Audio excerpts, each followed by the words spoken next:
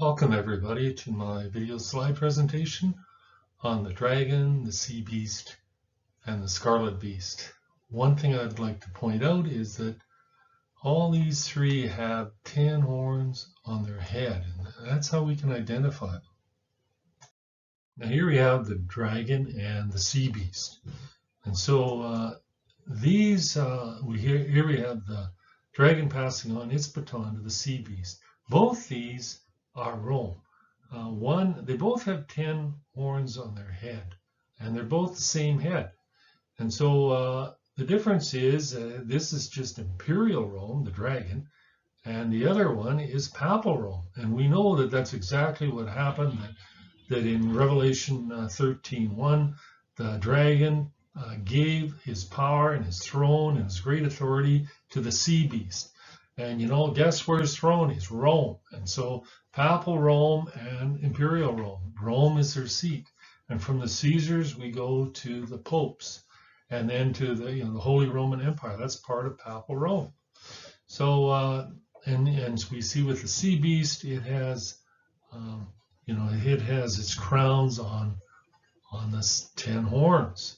So this is just, the two legs of the Roman Empire, Papal and pagan Rome. So this, the dragon and the beast from the sea, that's just Imperial and Papal Rome. And these are really the legs of iron. And there's two, and they, one follows the other. And one passes on the baton to the other. But they're both Rome, and they both represent the sixth head. And this is the Scarlet Beast. This is the merger of the woman riding the beast, chapter 17. And this is the 7th and the 8th head. And so we'll look at that. Here we have the Scarlet Beast, and it also has 10 horns on its head. And this is pretty significant, because it just is the same then as the dragon and as the beast from the sea. And so they're all three are Rome. And so that's the first fact. And here's another fact, that these two, we see this woman riding this scarlet beast. And so, we have the two legs of iron, and that's just the dragon and the beast from the sea. And then when that ends, we have, the feet part, and the feet are iron and clay. And so this is, we believe, this merger of the woman riding the beast. And so this is just before the woman is judged. This is chapter 17 of Revelation, and this is just before the stone hits the feet. So here we have the feet of Daniel's image, and as I said, the feet is just iron and clay. And it must be the merger of the woman riding the beast in Revelation 17. And so, the 10 toes here are just like the 10 horns on its head. And so this is the same, it's the same scarlet beast, Rome, only now riding on that scarlet beast is the woman Babylon. And that's depicted in this clay. And that's the beast from the land in Revelation 13:11 and following. So I'd like to look at the fourth beast in Daniel. We see in Daniel 7:7, and it says, "After this I saw in the night visions, behold, the fourth beast, and it was dreadful and terrible, strong exceedingly, and it had great iron teeth." Now this is just the dragon, and this is the first, the first leg of Daniel's image, the iron. And so, and it devoured and brake in pieces, it says, and stamped the residue with its feet, and it was diverse from all that were before it. Remember, in the feet, there's iron in the feet as well. So here we have, this is the iron, and it had 10 horns on its head. And that's, so this is just Rome in three aspects of it, the dragon, the beast from the sea, and the scarlet beast. So here we have the little horn comes up after the 10. And, you know, we had the beast, the fourth beast, and this, which was Imperial Rome. And then comes the 10 horns after Rome falls in 476.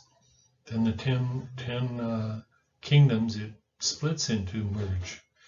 And then right after that, the little horn comes up, and this has got to be the papacy.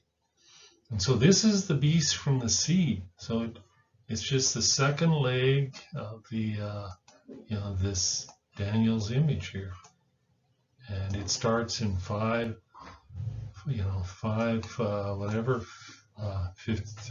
or something, and it ends about 1800. And when it has the deadly wound. And so we'll look at that. Now, this little horn is also the scarlet beast, and I'll show you how that works because, yeah, and it's also the 8th head. Well, we know that, you know, we have the dragon, and then we have the beast from the sea, and this, you know, after the beast of the sea, you know, it ended about 1800, and when Napoleon defeated the last emperor of the Holy Roman Empire, and that was the King of Austria. And he dissolved the Holy Roman Empire. And he also kicked the Pope out of Rome, and the Pope died in exile. So this is the deadly wound, and this is how the beast from the sea becomes now the scarlet beast. And the 8th, because it has a deadly wound, it was the 6th, you see, just like Imperial Rome.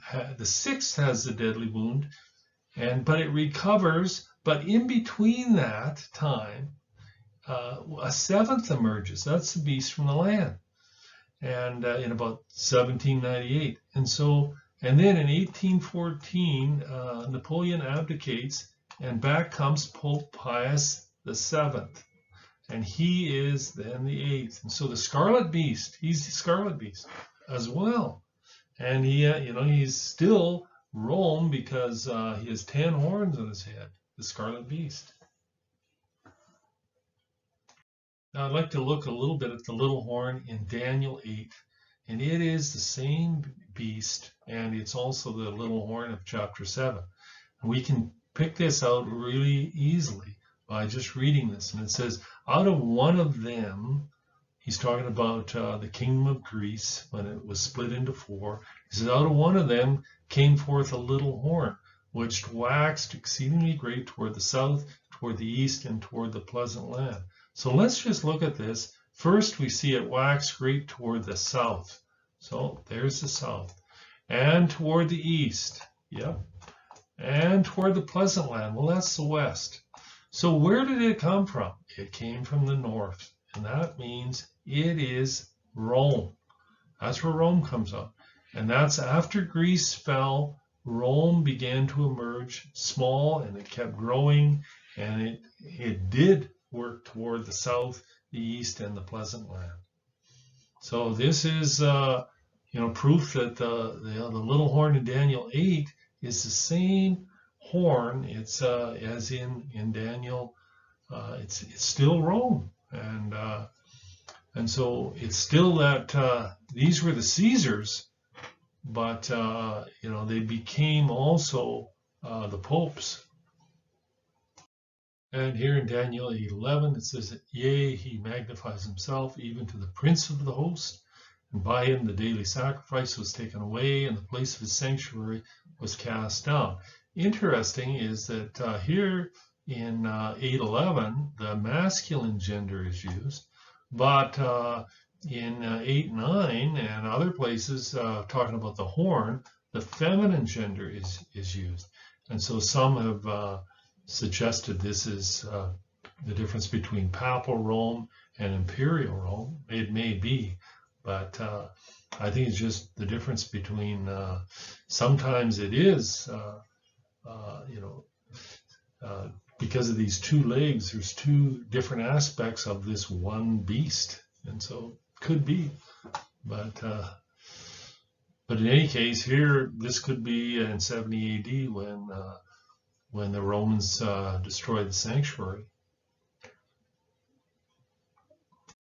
And we have this same idea with Persia just a few verses earlier, where he has this same, here we have Persia comes from the east, and we have, where does the little horn comes from the north. And here's the same thing, and I saw a ram, that's Medo-Persia, pushing westward, northward, southward, and so that no beast might stand before. And so here we just have the west, he was pushing westward, northward, and southward. Well, then where did it come from? Must have come from the east. And that's where Persia is. You know, when they pushed, and then they fought against Alexander the Great and were defeated. But this is this proves that you know, the little horn is the king of the north. That's what we say. And he's also, you know, the little horn of chapter 7. Pope then is also the king of the north. Must be. And the king shall do according to his will, and he will exalt himself and magnify himself above every god, and speak marvelous things against the God of gods. What marvelous things? Like he's the vicar of Christ, the Father, you know, the head of the church, all these things, Christ in the earth, infallible, you know, whatever. And shall prosper till the indignation be accomplished. For that which is determined shall be done. He will prosper right till the end. And he's also the king of Babylon. For thou hast said in thy heart, I will ascend into heaven. See? I will exalt my throne above the stars of God. I will sit also on the mount of the congregations in the sides of the north. You know, this is what he's already done. And he's going to do it even more so. Now in 2 Thessalonians 2, 3, and 4, it says, let no one deceive you. See, he already sits now in the church of Christ as the vicar of Christ. Let no one deceive you in any way, for that day will not come unless the rebellion comes first, and the man of lawlessness is revealed, the son of destruction, who opposes and exalts himself above every so-called God or object of worship, so that he takes his seat in the temple of God, proclaiming himself to be God. You see, the word here, temple, is the word naos, and it's always used, often used, for the body of Christ, the church. This is where he is. Here he is, taking the place of Christ. Look at even here we have a couple of angels on each side of him, like cherubim.